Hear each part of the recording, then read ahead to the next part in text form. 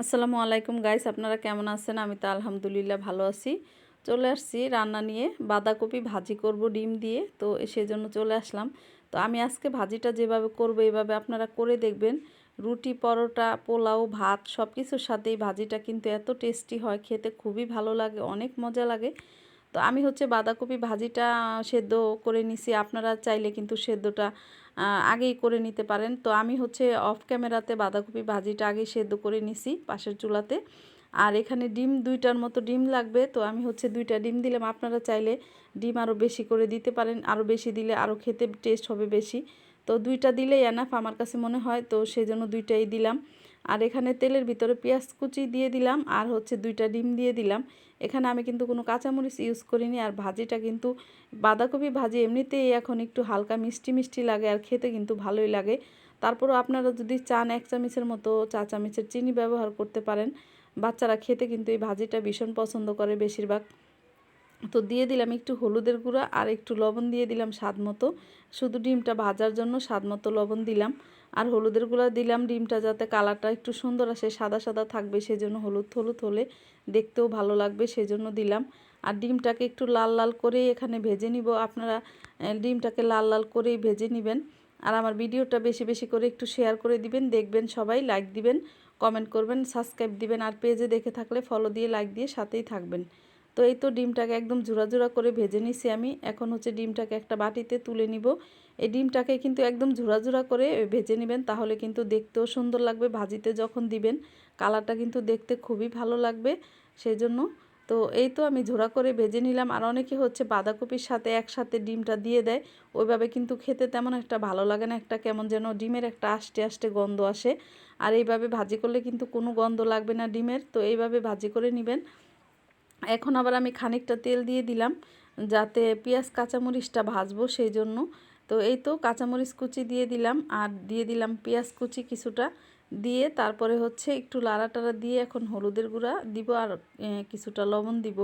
তো দিয়ে মিক্স করে তারপরে বাঁধাকপিটা সেদ্ধ করে আমি পানিটা ঝরিয়ে নিছি। আর সেটা অফ ক্যামেরাতে সেদ্ধ করে নিছি, আপনাদের সাথে আর শেয়ার করিনি বাঁধাকপি সেদ্ধটা। শুধু জাস্ট আমি পানি দিয়ে একটু হালকা একটু লবণ দিয়ে সেদ্ধ করে নিছি, আর কিছু দিইনি এখানে।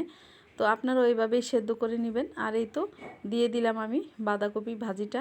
তো এটা গায়ের ভিতরে যতটুকু পানি আছে এমনিতে পানিটা ঝরিয়ে নিছি, তারপরে যতটুকু বাঁধাকপির গায়ে পানি আছে সেই পানিটাকে আমি একটু সুন্দর করে ভালোভাবে একদম শুকিয়ে নিব।